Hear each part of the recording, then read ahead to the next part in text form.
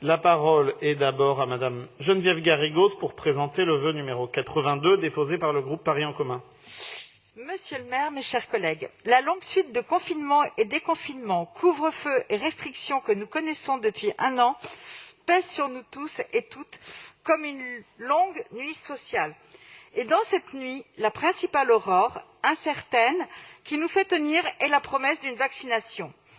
Dans la stratégie vaccinale qui est la nôtre, la priorité est accordée aux personnes qui sont particulièrement susceptibles, en raison de leur âge, de leur comorbidité, de faire des complications s'ils attrapent le virus, ainsi que celles qui sont particulièrement exposées à ce dernier par le biais de leur action essentielle, c'est-à-dire les soignantes et les soignants. Dans un contexte contraint, ce choix fait pleinement sens.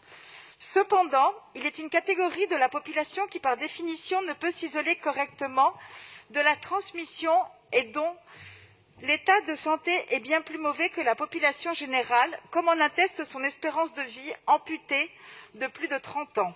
Il s'agit des personnes en grande précarité, particulièrement les personnes sans abri. Selon les chiffres rapportés par les associations de terrain et présentés en octobre par Jean-François Delfraissy, le taux de positivité parmi cette population à Paris avoisine les 40% et la gravité de la maladie y est plus grande. Inclure pleinement cette population parmi les publics prioritaires, ce qui n'est pas le cas à l'heure actuelle, relève donc à la fois de la nécessité de santé publique et du devoir d'humanité le plus élémentaire.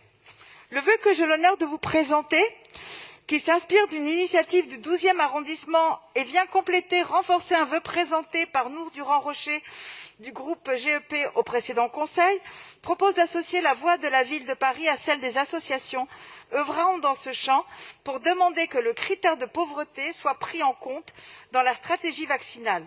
Les personnes travaillant dans les centres d'hébergement, au même titre que les soignantes et soignants, devraient également être ainsi protégées. Je vous en remercie.